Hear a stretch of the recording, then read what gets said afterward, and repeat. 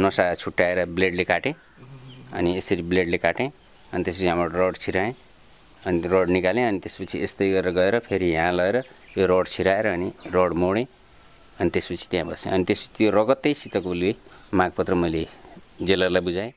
गोलघर भनेको एउटा कोठामा एकान्त एक्लै राख्ने हो, एक्लै राख्ने अनि त्योबाट हामीले बाहिर निकाल्यौँ उहाँलाई पनि अनि धेरै खुसी हुनुहुन्थ्यो उहाँ। अनि त्यसपछि पानी पनि नखाएर 9 दिनसम्म पानी पनि नलिएर बसेँ। पर्सिपल्ट म फेरि सुर्खेत आएँ। जुन दिन आउनु पर्ने थियो त्यही दिन साथीहरूले यहाँ जेल ब्रेक गर्नुभयो, जो माघको 2 गते थियो, सुर्खेतमा 58 माघ 2 गते। 3 महिना पुगिसकेपछि अनि फेरि बाहिर निकाल्ने र त्यो अवस्थामा बेपत्ता बनाउने बढी सम्भावना हुन्थ्यो। मुद्दा फेरि राज्य विरुद्धको नलगाउने, बेपत्ता बनाइदिने र मारिदिने, त्यो खालको चाहिँ हुन्थ्यो। फेरि त्यहाँ मेन गेटमा चाहिँ हातको ताला बनाउनु तपाईँ? हातको ताला, मानव ताला, जो विश्वमा अहिलेसम्म कसैले पनि गरेको छैन।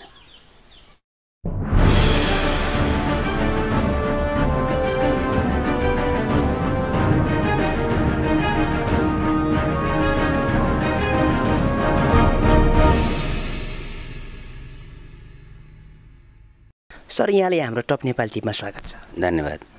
अहिले पछिल्लो समयका दिनहरू कसरी बिताइराख्नु भएको छ? एउटा घाइते शरीर अहिले सामान्यतः घरमा गराएपछि सामान्य काम बाहेक अरू केही गर्न सक्ने अवस्था छैन, त्यस कारणले घरमै बिताइरहेको छु। तपाईँ जनयुद्धकालीन एकजना कमान्डर र पछि चाहिँ घाइते भन्नुभयो? हजुर, म त्यसपछि त्रिवेणीमा। अनि तपाईँ चाहिँ लामो समय हिरासतमा रहनुभयो? 2055 भदौ 7 देखि 2065 ठ्याक्कै मिति थाहा भएन, त्यति बेलासम्म म जेलमै रहेँ। त्यो बिचमा चाहिँ लगभग कतिवटा जति जेलहरूमा पुग्नुभयो सर तपाईँ? 18वटा जेलमा। 18वटा जेलमा। आज हामी त्यो जेल जीवनभित्रका केही भोगाइहरूको कुराकानी गरौँ न सर। म सुरुमा तपाईँको विगततिर फर्किन चाहेँ। तपाईँ गिरफ्तारी चाहिँ कसरी पर्नु भएको थियो? म गिरफ्तारी हामी एउटा योजनाको तयारीका लागि रामघाटबाट, अहिलेको भेरीगङ्गा नगरपालिका तत्कालीन रामघाट गाविसबाट हामी भेरी पुलमा निस्क्यौँ। भेरीको पुलमा निस्किसकेपछि त्यहाँबाट हामी बस चढ्यौँ। बस चढिसकेपछि बसबाट हामी जाँदैथ्यौँ। सायद मलाई लाग्छ, अब नाम भन्न मिल्दैन, एकजना मेरो आफन्तै कोही चिनेको मान्छेले त्यहाँबाट छिन्चु गएर सुराकी दिएछ र मलाई सिधै प्रहरीले पिपरामा सिधै समात्यो। दैलेको एकजना थापा हलदार थिए, उनले समातिसकेपछि प्रहरीले प्लान गरिसकेको रहेछ र वरिपरिबाट पुरै प्रहरीले गाडी घेर्यो। मैले साथीहरूलाई बचाउन सफल भएँ र हामी 5 जना थियौँ। अरूलाई बचाएँ, जानुस् भनेर बचाएँ, मैले इसारा गरेँ। अनि त्यसपछि मसँग पिस्तोल, ड्रेस, खुकुरी, किताबहरू, चिठीहरू, गोलीहरू थियो। गोलीहरू र हतियार त बचाउन सकिएन, ड्रेसहरू पनि बचाउन सकिएन, चिठीहरू चाहिँ बचाएँ। त्यति बेलाको राज्य समितिको कार्यालयमा लेखेका चिठीहरू थिए, जो पुर्याउनु पर्ने थियो। शक्तिबहादुर बस्नेतहरू लगायतलाई लेखेका चिठीहरू थिए, जो हाम्रो दीपक चलाउने पहिलाको डिभिजन सहायक कमान्डर यहाँको 6औं डिभिजनको उहाँले लेखेको चिठीहरू पनि थिए। अनि त्यो लिएर जाँदै थिएँ र केही प्राविधिक अपुगताको कारण केही आर्थिक लिनको लागि पनि हामी गएका थियौँ र हाम्रो एउटा योजना बनेको थियो। त्यति बेला किलो सेराटो अपरेसन चलिरहेको थियो पुलिसको। अनि हामी भर्खर जायरकोटबाट फर्केका थियौँ र त्यो किला सेराटो अपरेसनलाई जायरकोटबाट विस्थापित गर्नको लागि हामी यहाँ केही एक्सनहरू दिनुपर्छ र उसको ध्यान केन्द्रित यता गर्नुपर्छ र त्यहाँ कम्तीमा खेतमा काम गरिरहेका किसानहरू र मजदुरहरूलाई त्यहाँ मारिरहेको अवस्था थियो। त्यसको मानसिकता डाइभर्ट गर्नको लागि हामीले एउटा दुईवटा एक्सनहरू यहाँ दिनुपर्छ, त्यसले चाहिँ ऊ यता केन्द्रित हुन्छ र त्यहाँ सुरक्षित हुन्छ भन्ने हिसाबले हामी त्यो एक्सनको तयारीमा थियौँ। र म मङ्गल अहिले विप्लव हुनुहुन्छ भन्ने सुनेको छु। मङ्गल विश्वकर्माकोमा हामी केही आर्थिक लिनको लागि गएका थियौँ। त्यति बेलामा हामी सँगै थियौँ, एउटै पार्टीमा थियौँ। जिम्मेवारी विषयमा तपाईँको के जिम्मेवारी थियो सर त्यति बेला? त्यति बेला म प्लाटुन के अरे स्क्वाडमै थिएँ। अनि त्यसपछि त्यति बेला त्यसरी गिरफ्तार भयो र मलाई बेपत्ता बनाउने, मार्ने प्रयास पनि धेरै भयो। तर पक्रिने बित्तिकै तपाईँलाई कुन ठाउँमा पुर्यायो? जिल्ला प्रहरी कार्यालय सुर्खेतमा लग्यो। सुर्खेतमा लगेर हिरासतमा राखेन, इन्सपेक्टरको कोठामा राख्यो, जहाँ डोलबहादुर जीसी भन्ने इन्सपेक्टर थिए, जो प्युठानका हुन्। अनि उनले धेरै कुराहरूमा सपोर्ट पनि गरे। अनि उनी जनमोर्चाका भएकोले सायद कुनै पनि कुराहरू नभन्नु, कुनै पनि कुराहरू भन्नु हुँदैन, यहाँ नराख्नु भन्ने सम्मको सहयोग गरे। मलाई विश्वास त लागेन, प्रहरीले त्यो भन्दा मलाई केही कुरा लिन खोज्या होला भन्ने लाग्थ्यो। विश्वास नलाग्दा पनि मैले उसले भनेअनुसार भन्दा पनि म आफ्नो स्वविवेकले उनीहरूलाई कुनै पनि कुरा दिन दिएन। त्यसकारण पनि मैले बढी यातना भोग्नु पर्यो र म अलि बढी उग्र स्वभावको भएको कारणले, प्रतिकारात्मक बढी भएको कारणले पनि मैले बढी यातना बेहोर्नु पर्यो। त्यति बेलामा जेलमा या त्यो हिरासत कक्षमा चाहिँ माओवादीका नेता कार्यकर्ताहरूलाई निकै डर लाग्ने क्रूर खालका यातनाहरू दिइन्थ्यो भन्ने छ। त्यति बेला अहिलेको प्रधानमन्त्री केपी ओलीको भाइ शरद कुमार ओली त्यहाँ डिएसपी थिए अनि यो जिल्लाको राजेश वन भन्ने एसपी थिए र राजेश वनले त मलाई केही पनि गरेनन्। तेजबहादुर मल्ल र शरद कुमार ओली दुईजनाले चाहिँ म्याक्सिमम यातना दिए। बेहोस बनाउनेदेखि हिटरमा पिसाब फेर्न खोजे, तर मैले त्यो गर्न चाहेन, बरु पाइन्टमै पिसाब फेरेँ। त्यसपछि मलाई पछि लास्टमा छिन्चु ल्यायो। यहाँ माया हजुर शाह भन्ने इन्सपेक्टर थियो अनि उसको नामबाट मुद्दा चलाइयो अनि 5वटा मुद्दा चलायो। 5वटा मुद्दा, एउटा ज्यानकेस, 2टा ढाका, एउटा हत्यार खर्कजना, एउटा राज्य विरुद्धको अपराध गरेर 5वटा मुद्दा चलाएर अदालत मार्फत मलाई थुन्सेको लागि असोजको 10 गते जेल पठायो। त्यति बेलासम्म घर परिवारले थाहा थियो तपाईँ यो ठाउँमा हुनुहुन्छ भनेर? घर परिवारलाई अन्तिम हप्ता छिन्चुमा बुवाआमा जानुभएको थियो। त्यसपछि बुवाआमाले थाहा पाउनुभयो छिन्चु ल्याएछ भन्ने कुरा। अनि त्योभन्दा भेट भयो अनि त्यसपछि नआउनु होला, यहाँ भेट्न आवश्यक हुँदैन, बरु जेल लगिसकेपछि जेलमा आउनु होला, त्यहीँ भेटौँला, अनि हिरासतमा अब नआउनुहोस् भनेर मैले बुवाआमालाई फर्काइदिएको थिएँ। त्यसपछि तपाईँ अदालती प्रक्रियामा जानुभयो? अदालती प्रक्रियामा लग्यो। अदालती प्रक्रिया पश्चात मलाई जेल पठायो। कुन ठाउँमा भयो? सुर्खेतमै, सुर्खेत जिल्ला कारागारमा। त्यसपछिका दिनहरू कस्तो रहे सर? कतिको सहज थियो? 2057सम्म सुर्खेतमै रहेँ। अनि त्यसपछि हामीले कारागार सुधारका मागहरू राख्दै आन्दोलन गर्न थाल्यौँ। अनि आन्दोलनकै क्रममा मलाई नेपालगञ्ज लग्यो। नेपालगञ्ज म 11 महिना बसेँ नेपालगञ्जमा। अनि त्यसपछि त्यहाँ पनि आन्दोलन भयो। अनि आन्दोलन भइरहेको थियो। अनि आन्दोलनकै बिचबाट फेरि सुर्खेत ल्यायो। अनि फेरि सुर्खेत ल्याइसकेपछि 58मा फेरि नेपालगञ्ज लग्यो। अनि त्यसपछि 58मा नेपालगञ्ज लगिसकेपछि 58मै फेरि मलाई पाल्पा लग्यो। अनि पाल्पामा म तिलक परियार, ऋषि शर्मा, अनि गणेश भण्डारी, बलराम काफ्ले हामीहरू त्यहाँ पाल्पामा बस्यौँ। त्यसपछि मलाई र अर्को एकजना साथी अनि गजेन्द्र भन्ने हुनुहुन्थ्यो लमजुङको, अनि हामी 3जनालाई सेन्ट्रल जेलमा लग्यो। अनि त्यसपछि सेन्ट्रल जेलमा मातृका यादव अनि अजबलाल यादव, अनि त्यसपछि गएर पारसमणि पौडेल अहिले सायद सभासद हुनुहुन्छ, प्रदेश सभासद सदस्य हुनुहुन्छ, अनि गजेन्द्र अधिकारी, अनि त्यसपछि गएर हाम्रो अहिले शहीद भइसक्नु 2जना, अनि केशव गौली हामी लगायत, अनि हाम्रो रोल्पाको सुन्दर ओली पनि हुनुहुन्थ्यो। अनि त्यसपछि हामी त्यहाँ थियौँ। हामी 17जना थियौँ र त्यहाँ 1500जना बन्दी थिए। 1500मा हामी 17जना थियौँ। 17जनालाई हामीले 13 महिनासम्म आन्दोलन गऱ्यौँ। 13 महिनासम्म पाल्पा नै सेन्ट्रल जेलबाट 13 महिनासम्म आन्दोलन गऱ्यौँ। पाल्पाबाट नै हामी आन्दोलन गरेरै गएको थियौँ। अनि त्यसपछि 13 महिनापछि तपाईँको माग के थियो सर? हामी रिहाई हुनुपर्छ भन्ने नै हो? रिहाई भन्दा पनि मूलतः हाम्रो त्यति बेलामा अब रिहाई भन्दा पनि जेल सुधारका कुराहरू, टेलिभिजनका कुराहरू, टेलिफोनका कुराहरू, पत्रपत्रिकाका कुराहरू, अनि एकले अर्कासँग कुरा गर्न पाउने कुराहरू, अनि त्यसपछि गएर भित्र खानपिनको व्यवस्थापनका कुराहरू, अनि ओढ्ने ओछ्याउनेका कुराहरू, भाँडा बर्तनका कुराहरू, खेलकुद सामग्रीका कुराहरू, अनि मनोरञ्जनका सिपका कुराहरू, कम्तीमा जेललाई कैद होइन श्रम कैदको रूपमा विकास गरिनुपर्छ, श्रम कैदको रूपमा चाहिँ जेललाई लैजानुपर्छ भन्ने खालका मागहरू राखेर हामीले गरेका थियौँ। र कतिपय त्यहाँभित्र हुने विकृतिका विषयमा पनि हामी उठाउँथ्यौँ। त्यति बेला हामीसँग त्यति बेलाका डन भनेर चिनिने विकास गुरुङ पनि त्यहीँ हुनुहुन्थ्यो। विकास गुरुङलाई गोलघरमा राखेको थियो।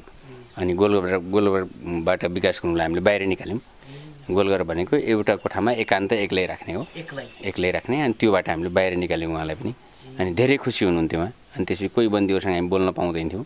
अनि त्यसपछि सम्पूर्ण बन्दीहरूलाई फिल्डमा चटाइहरू बिछाएर टन्न पत्रिकाहरू मगाएर अनि सबै बन्दीहरू सबै बसेर पढ्ने, चिया त्यहीँ खाने, त्यो एउटा खुकुलो वातावरण बनायौँ। त्यति बेलामा आस्थाका बन्दीहरूमाथि अन्य बन्दीहरूले हेर्ने दृष्टिकोण कस्तो थियो? हामीले त्यहाँ पहिलोपटक कुटाइ पनि खायौँ सेन्ट्रल जेलमा बन्दीहरूबाटै। र त्यसपछि हामीले निरन्तर आन्दोलन गर्दै गइसकेपछि अन्तमा जसले हामीलाई कुटेका थिए तिनीहरूलाई हामीले होइन, तिनै बन्दीहरूलाई नै फेरि कुटायौँ। त्यहीँभित्रका अन्य बन्दीहरूले, पीडित बन्दीहरूले उनीहरूलाई कुटे। अनि कोहीलाई वीरगञ्ज, अनि कोहीलाई भैरवा, कोहीलाई कहाँ हामीले सर्र गऱ्यौँ। अनि त्यसपछि बदमासी पनि हुन्थ्यो। अनि त्यहाँ सिडिओ रुद्रनाथ बस्याल त्यहाँबाट सिडिओ भएर पाल्पा गएको थिए। जनार्दन नेपाललाई स्याङ्जा आक्रमण भएपछि हाम्रो सेनाले नियन्त्रणमा लिइसकेपछि त्यहाँ सिडिओ अपहरण परिसकेपछि रुद्रनाथ बस्याल भन्ने त्यहाँ सिडिओ भएर गएको थियो। त्यो त्यति बेला त्यहाँ जेलर थिए र त्यहाँ डिएसपी बस्थ्यो। अनि धेरै ठुलो वार्ता भयो। बालकृष्ण ढुङ्गेल पनि त्यहीँ हुनुहुन्थ्यो हामीसँगै। बालकृष्ण ओखलढुङ्गाका बालकृष्ण ढुङ्गेल, अनि विकास खड्का, पूर्णबहादुर खड्का, विशाल खड्का, पूर्णबहादुर खड्का त्यहीँ हुनुहुन्थ्यो। हामी वार्तामा गयौँ। अनि वार्तामा गएपछि हामीले वार्ता अस्वीकार गऱ्यौँ। अनि अस्वीकार गरेपछि मलाई वीरगञ्ज सौराको तयारी भयो। अनि त्यसको भोलिपल्ट मलाई सुर्खेत जिल्ला अदालतबाट चिठी गयो र म भोलिपल्टै सुर्खेत आउनुपर्ने भयो। अनि भोलिपल्ट फ्लाइट क्यान्सल भयो।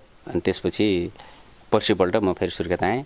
जुन दिन आउनु पर्ने थियो त्यही दिन साथीहरूले यहाँ जेल ब्रेक गर्नुभयो, जो माघको 2 गते थियो। सुर्खेतमा 58 माघ 2 गते जेल ब्रेक गर्नुभयो। अनि म 3 गते आइपुगेँ। सर, त्यो जेलभित्र पनि तपाईँहरूको बिचमा कहिलेकाहीँ सङ्गठनका पार्टीका कुराहरू गतिविधिहरू हुन्थ्यो। म लगभग सम्पूर्ण जेलको सेक्रेटरी भएर बस्ने र त्यहाँको मेस व्यवस्थापन। अनि त्यसपछि गएर साथीहरू हिरासतबाट ल्याएका साथीहरूको लत्ता कपडाका, जुत्ता चप्पलका, चिसोमा ज्याकेटहरूका सम्पूर्ण कुराको व्यवस्थापन गर्थ्यौँ। र हामी संयुक्त खाने भए हुनाले अनि सबैको पैसा एकै ठाउँ जम्मा हुन्थ्यो, सबैको रासन एकै ठाउँ जम्मा हुन्थ्यो। अनि माछा मासु यताउता खानु पऱ्यो भने हामी त्यसैबाट म्यानेज गर्थ्यौँ। अनि अपुग भयो भने बाहिर हामी सम्पर्क भएको ठाउँहरूमा पार्टीसँग समन्वय गर्थ्यौँ। र त्यसरी नै हामीले जेल जीवन बितायौँ। सुरुमा चाहिँ यहीँ स्थानीय स्तरमा चाहिँ घर परिवारसँग भेटघाट भयो भनेर भन्नुभयो। जेल चलान भइसकेपछि पनि परिवारहरू सम्पर्कमा जोडिनु भयो? एकदम नियमित सम्पर्कमा। यदि भेटघाट नदिएमा हामी फेरि आन्दोलनमा जान्थ्यौँ। अनि आन्दोलनमा जान्थ्यौँ र एउटा खालको वातावरण बनाउँथ्यौँ र फेरि भेटघाट हुन्थ्यो र टेलिफोनहरूको व्यवस्था गऱ्यौँ। त्यो बिचमा चाहिँ तपाईँहरूले यातना दिन्न थियो। त्यो जब जेल गइसकेपछि त्यो खालको भएन, त्यो खालको यातना हुँदैन थियो। बरु प्रहरी अनि प्रशासनलाई हामी बरु यातना दिन्थ्यौँ। किनकि उनीहरूले जब हामीले भनेको मान्दैन थिए कि त्यहाँ राख्नु हुँदैन थियो। त्यहाँ राखिसकेपछि हाम्रा आवश्यकताहरू पूर्ति गर्नुपर्छ। त्यो आवश्यकताहरू पूर्ति भएन भने हामी त्यसको विरुद्धमा हामी उठ्थ्यौँ। फेरि हामी सम्पूर्ण बन्दी एक हुन्थ्यौँ र अनि फेरि हामी त्यो गर्थ्यौँ। त्यति बेलामा धेरै जस्तो युद्धबन्दीहरूलाई बेपत्ता बनाइन्थ्यो। सर, तपाईँहरू चाहिँ सुरक्षित बन्नुभएछ? नै, हामीलाई यदि फौजदारी अभियोग अदालतले छुनचेक गरेका कारण हामीहरूलाई त्यहाँबाट सहजै केही गर्न सक्ने अवस्था रहँदैन थियो। राज्य विरुद्धको अपराध लगाएका मान्छेहरूलाई 3 महिना पुगिसकेपछि अनि फेरि बाहिर निकाल्ने र त्यो अवस्थामा बेपत्ता बनाउने बढी सम्भावना हुन्थ्यो। मुद्दा फेरि राज्य विरुद्धको नलगाउने, बेपत्ता बनाइदिने र मारिदिने, त्यो खालको चाहिँ हुन्थ्यो फेरि त्यहाँ। त्यसपछि त्यति बेलामा एउटा समाचार निकै चर्चित थियो, तपाईँ जेलभित्र पनि अनसन बस्नुभयो? हो, धेरै लामो समयसम्म त्यही बन्दीहरूको हकितका निमित्त र बन्दीहरूले पाउने सेवा सुविधाका निमित्त मैले लामो समय अनसन गरेँ। म 9 महिनासम्म यो मानव ताला, जुन नेपालमा मैले मानव ताला लगाएँ, 9 दिनसम्म म पानी समेत नपिएर रडले छेड्नु भएको थियो? हो, 3 सुताको सरियाले दुई हातलाई छेडेर अनि गेटलाई लक गरेर मानव ताला गरेको। त्यो फोटोहरू अहिले पनि तपाईँसँग रहेछ, हामी दर्शकहरूले पनि देखाउँछौँ है सर। त्यति बेला त्यस्तो कसरी आयो सर त्यो मनमा चाहिँ त्यसरी? यस्तो छ, भनिन्छ ढोकामा ताला चोरको लागि लगाइन्छ, सज्जनको लागि ताला चाबी आवश्यक पर्दैन। त्यो भएर हामी सज्जन थियौँ, तर पनि हामीलाई ताला लगाएर थुनिन्छ भने हामी नै ताला भइदिए के फरक पर्छ त? के फरक पर्छ त? जेलको गेट, मेन गेटमा चाहिँ हातको ताला बनाउनु तपाईँ? हातको ताला, मानव ताला, जो विश्वमा अहिलेसम्म कसैले पनि गरेको छैन। अगाडि चाहिँ हटकरी थियो, पछाडिबाट चाहिँ सरियाले खुल्यो? होइन, अगाडि उनीहरूको ताला लागेको थियो। मैले यहाँबाट रड राखेँ अनि यहाँबाट रड राखेँ अनि यो रडलाई नुङ्गाएर अनि त्यसपछि यसरी बसेको। त्यो कुनै माथिल्लो तहको योजनाबद्ध थियो सर कि तपाईँको व्यक्तिगत? हामी दुईजना थियौँ। म एकजना हाम्रो आन्दोलन संयोजन समितिको संयोजक हुनुहुन्थ्यो भीमलाल श्रेष्ठ भन्ने, उहाँले मान्नु भएको थिएन।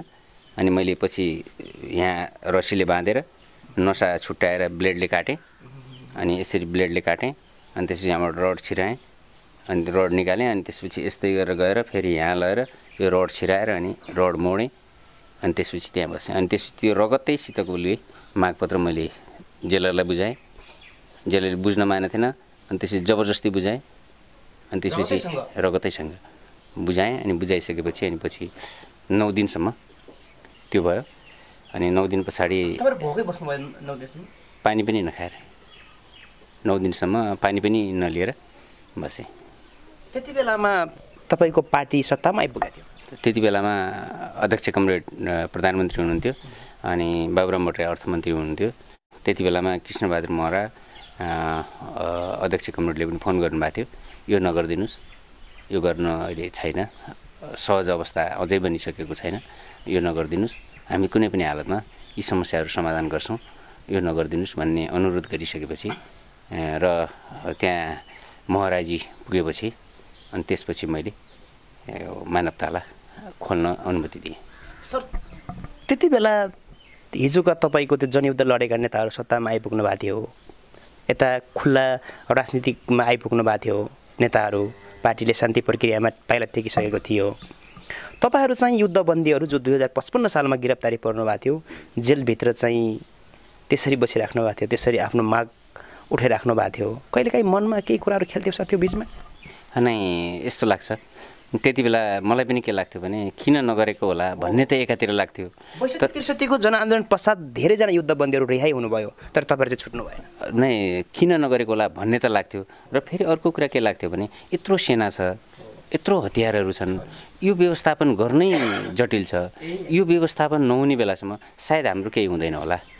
अनि त्यसपछि जब 63 मङ्सिर 5 गते शान्ति सम्झौता भयो र सेनालाई क्यान्टोनमेन्टमा राख्ने, हतियारहरू कन्टेनरमा राख्ने र एउटा प्रक्रियामा अगाडि बढाउने भन्ने भयो, त्यसपछि मलाई आशा पलायो कि अब त केही हुन्छ, अब चाहिँ पार्टीले एउटा प्रक्रियामा अगाडि बढ्यो, हामी त्यति आत्तिरहनु पर्ने, त्यति गरिरहनु पर्ने हुँदैन, अब चाहिँ केही न केही हुन्छ र हामी छुट्छौँ, हामी अवश्य छुट्छौँ, अब त्यति धेरै आत्तिरहनु पर्ने हुँदैन भन्ने जब भयो अनि त्यसपछि मलाई के लाग्यो भने ल हाम्रो नेतृत्व कुशल छ, सक्षम छ र हामी रिहा हुन्छौँ र एक दिन हामी फेरि यो दिवालबाट, यो चारपर्खालभित्रबाट हामी बाहिर निस्किन्छौँ, अवश्य निस्किन्छौँ भन्ने जब मलाई लाग्यो अनि त्यसपछि मैले बिस्तारै आन्दोलनका कार्यक्रमहरू र अन्य बन्दीहरूलाई सम्झाउने कुरामा अनि त्यसपछि बाहिर प्रहरीहरू अनि त्यसपछि खेलाडीहरूलाई, बाहिरका पब्लिकहरूलाई बोलाएर भित्र भलिबलहरू, खेलकुदहरू आयोजना गर्ने, क्रिकेट खेलाउने, भलिबल खेलाउने, चेस खेलाउने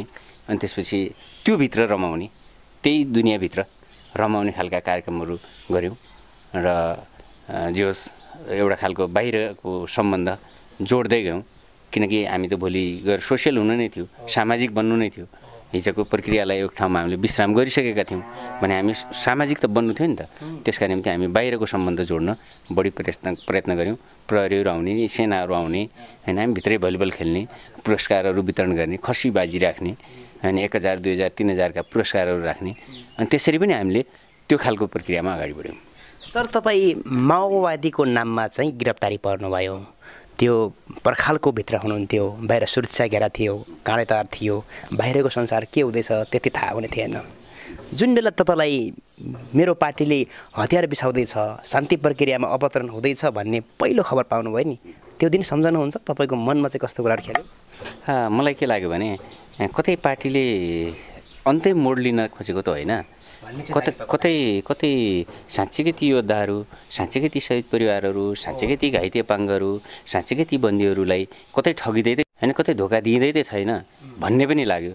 र फेरि मलाई के पनि लाग्यो भने मैले कहिले पनि बिर्सेको थिएन फ्युजनको सिद्धान्त होइन, जसलाई कुशल रूपमा प्रयोग हुँदै थियो, जसको कारणले फ्युजनको सिद्धान्त भन्दा अलिकति केही कुराहरू रसियन क्रान्तिको मोडेल र चाइनिज मोडेलको मिश्रण जो नेपालको सापेक्षतामा, नेपालको भौगोलिक अवस्थाको विषयमा, नेपालको सामाजिक विषयमा, नेपालको सांस्कृतिक विषयमा, नेपालको धार्मिक सम्प्रदायको विषयमा जसले के गर्थ्यो त भन्दा हामी चीनको जस्तो क्रान्ति पनि र रसियाको जस्तो क्रान्ति पनि गर्न सक्दैनथ्यौँ। त्यसकारण पनि यो रसियाको क्रान्ति र चीनको क्रान्तिलाई संयोजन गरेर जुन नेपालमा नयाँ मोडेलले नेपालकै माटो सुहाउँदो नेपालको जस्तै जुन क्रान्ति सम्पन्न गर्न गइरहेका थियौँ, यो विषयले शान्ति प्रक्रियामा आउँदाखेरि वास्तवमा अब क्रान्तिले नयाँ मोड लियो। अब कहीँ न कहीँ गएर एक ठाउँमा गएर हामी खुल्ला मैदानमा, खुल्ला चौरमा, खुल्ला समाजमा हामी रहन सक्छौँ।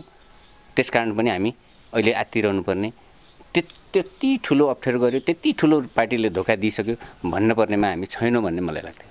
सर, यदि मैले बुझ्न चाहेँ, यदि माओवादी जनयुद्ध यदि दीर्घकालीन जनयुद्धमै कोही धरातलमा टिकेर अगाडि बढेको भए त्यो उचाइमा पुग्दैन थियो भन्ने हो तपाईँको? नै, हामी नजित्ने न नहार्ने दोसाँधमा थियौँ। पार्टी दोसाँधमा थियो। न हामीले पूर्ण रूपमा जित्न सक्ने अवस्था थियो, न तत्कालीन शाही नेपाली सेना अर्थात् तत्कालीन सरकारले जित्न सक्ने अवस्था थियो। हामी दोधारमा थियौँ। त्यो बेला कहीँ न कहीँ हामी सेफ ल्यान्डिङ गर्नै पर्थ्यो। त्यसका निमित्त पनि यो अनिवार्य थियो र पार्टीले त्यो सोच्यो र त्यो गर्यो र हामी आज बाँचेका छौँ भन्ने लाग्छ। नत्र त सायद मलाई लाग्छ यहाँ प्रचण्ड पनि रहनु हुँदैन थियो र बादल पनि रहनु हुँदैन थियो, यहाँ बाबुरामजी पनि रहनु हुँदैन थियो, तपाईँ पनि रहनुहुन्थेँ, म पनि रहँदैन थिएँ। हामी सिद्धिसकेको अवस्था हुन्थ्यो यदि हामीले हारेको भए र हामीले सेफ ल्यान्डिङमा नगएको भए हामी कोही पनि रहँदैन थियौँ। मलाई त्यो लाग्छ। अन्तिममा तपाईँको जेलको बसाइ चाहिँ कहाँ रह्यो सर? अन्तिम जेल म छुट्नुको अघिल्लो दिन एक रात सुर्खेत कारागार बसेर भोलिपल्ट म अदालत मार्फत रिहा भएँ। पार्टीका कार्यकर्ताहरू लिन आउनुभएको थियो? आउनुभएको थियो र मलाई जिल्ला प्रशासनमा आएर 13 खर्कजनाको मुद्दामा फेरि चलाउने प्रयास गरिरहेको थियो फेरि पनि। अनि त्यसपछि वैसेलको साथीहरू र पार्टीका अन्य कार्यकर्ता साथीहरू आउनुभयो र त्यहाँबाट नारा जुलुसै आउनुभयो र मलाई नियन्त्रणमा लिएर अनि पार्टी कार्यालय लैजानुभयो। 10 वर्षको जेल बसाइ पश्चात घरमा फर्किँदा घरको अवस्था कस्तो थियो सर? घरको अवस्था पहिला जस्तो थियो त्यस्तै नै थियो र घरमा गाउँघरमा एक प्रकारको खुसी त थियो। मलाई पनि खुसी लागेको थियो हैन। हिजोका साथीहरू, हिजोका साथी दाजुभाइ दिदीबहिनीहरू, आफ्नो घर परिवार आमा बुवा सबैलाई भेट्न पाउँदा एक खालको चाहिँ भयो। तर त्योभन्दा पनि धेरै खुसी थियो हिजो हामीसँग सँगै लडेका साथीहरू मेरो घर अगाडि क्यान्टोनमेन्ट छ, टन्न ड्रेससित परेड खेल्छन्, त्यसमा गर्व लाग्यो हैन। कम्तीमा हामीले एउटा ब्रिगेड चाहिँ यहीँनिर बस्यो हैन? ब्रिगेड नभएर डिभिजन नै बस्यो, 6औं डिभिजन यहाँ बस्यो। अनि त्यसपछि सबै हिजोका साथीहरूसँग भेट भयो, खुसी लाग्यो, हर्षका आँसुहरू आए। जुन हतियारसहित ड्युटी बसेका थिए, जुन हतियारका निमित्त हजारौँले बलिदानी दिएका थिए, ती खुनमा लतपतिएका हतियारहरू आज समातेर एउटा टाटेपाटे ड्रेस लगाएर जनमुक्ति सेना ड्युटी गर्दैछ मेरो घर अगाडि। मेरो छाती गर्वले फुल्यो र मैले जे गरेँ ठिक गरेँ, जे भयो ठिक भयो, अब जे हुन्छ ठिक हुन्छ त्यस्तो लाग्यो। बुवा आमाहरू सन्चै हुनुहुन्थ्यो? बुवा आमा सन्चै हुनुहुन्थ्यो, खुसी हुनुभयो, घर परिवार सबै खुसी हुनुभयो। जुन बेलामा तपाईँको हातमा हतकडी थियो सर, त्यो बेलामा मुलुक निकै आगोमा डुबेको थियो। दिनमा दर्जनजना मान्छेहरू मर्थे। त्यो राज्य पक्षको होस् या सर्वसाधारण होस् या माओवादी पक्षका नेपाली दाजुभाइ दिदीबहिनीहरू नै थिए। त्यति बेलामा कहिलेकाहीँ त्यो बन्द कोठाभित्रबाट कल्पना गर्नुहुन्थ्यो हामी एक दिन रिहाई हुनेछौँ, फेरि संसार देख्नेछौँ भन्ने कल्पना हुन्थ्यो? नै, मलाई के लाग्थ्यो भने यदि म साँच्चीकै अन्य केही हुन भएन भने, अन्य रोग व्याधि अन्य केही भएन भने म कुनै न कुनै दिन एक दिन नेल्सन मण्डेलाले 27 वर्ष जेल जीवन बिताए, हाम्रो केपी ओलीले 12-13 वर्ष जेल बिताए, मनमोहन अधिकारीले मोहनचन्द्र अधिकारीले 17 वर्ष जेल जीवन बिताए। मेरो 10 वर्ष न हो, अब कति नै बस्नुपर्छ? जुन दिन हामी जित्छौँ त्यो दिन म निस्किन्छु। म यहाँ बस्दा पार्टीलाई कुनै घाटा छैन, फाइदै छ। म कम्तीमा यहाँभित्र रहेका अन्य बन्दीहरूलाई म माओवादी बनाउँदैछु। त्यहाँभित्र कसैले पनि माओवादीको विरोध गर्दैन थिए र सबैले भन्थे माओवादीले ठिक गर्यो। त्यो माहौल क्रिएट गर्नुभएको थियो? त्यो माहौल क्रिएट गरेका थिए र त्यहाँभित्रबाट निस्किन्थे र सबै फेरि युद्धमै जान्थे। चाहे त्यो ज्यान केसमा परेको होस्, चाहे त्यो लागु औषधमा परेको होस्, चाहे त्यो अन्य कुनै केसमा परेको होस्, चाहे चोरी डकैतीमा परेको होस्, उनीहरू त्यो खालको त्यहाँ हुन्थ्यो र म त्यहाँ क्लास दिने गर्थेँ बिहान 1 घन्टा बेलुका 1 घन्टा सबैलाई दर्शनशास्त्र पढाउने गर्थेँ र समसामयिक माहौलको विषयमा म पढाउने गर्थेँ। अब हेर्नुहोस् है, यसको 1-2 महिनामा अब ठुलो आकार बनाउँदैछ भन्थेँ। अनि सबैले समाचार सुन्थे र अनि फेरि सुन्थे, कसरी थाहा पाउनुभयो भन्थे, सोध्थे। एउटा कल्पना, किनकि हामी सैन्य क्षेत्रमा काम गरेको हुनाले यति समयमा कम्तीमा तालिम हुन्छ, अनि त्यसपछि हिजोको युद्धको एउटा व्यवस्थापन हुन्छ, अनि त्यसपछि फेरि अर्को युद्धको तयारी हुन्छ भन्ने कुरामा ज्ञान भएको हुनाले अनि त्यो भन्थेँ। अनि त्यसपछि कसरी थाहा हुन्छ, कसरी थाहा पाउनुहुन्छ भन्ने कुरा हुन्थ्यो। हामी छलफल पनि हुन्थ्यो होइन। अनि त्यसपछि त्यो भयो हुनाले नि भित्रका बन्दीहरू पनि ल ठिक छ, माओवादीले ठिक गरेछ, यो चाहिँ ठिक छ भन्ने जुन खालको आउँथ्यो, अनि मलाई त्यसैमा खुसी लाग्थ्यो। पछिल्लो समयका दिनहरू चाहिँ परिवारसँगै बिताइराख्नु भएको छ। हजुर, परिवार। सिङ्गो परिवार त्यो माओवादीको जनयुद्धबाट पीडित छ। एकदमै पीडित छ। म्याडम पनि जेल जीवन बिताउनु भएको छ। 8 वर्ष। घर परिवार सबै। र अब तपाईँको शरीरमा एक थोपा रगत रहुन्जेल यही आन्दोलनमा आउनुहुन्छ? मलाई लाग्छ जति बेलासम्म नेपाल कम्युनिस्ट पार्टी रहिरहन्छ, म कम्युनिस्टभन्दा अर्को हुनै सक्दैन, कुनै पनि हालतमा हुन सक्दैन। र त्यसमा पनि साँच्चीकै भन्ने प्रचण्डले नेतृत्व गरेको कम्युनिस्ट पार्टी बाहेक म अरू केही पनि बन्न सक्दैन, किनकि म यहाँसम्म त्यहीँबाट आएँ र अब जहाँ जान्छु त्यही बाटोबाट जान्छु। विश्वास। हस्, आज महत्त्वपूर्ण समय दिनुभयो सर। तपाईँका विकेटका कुराहरूलाई चियाउने प्रयास गऱ्यौँ, त्यसको लागि तपाईँलाई एकदम धन्यवाद।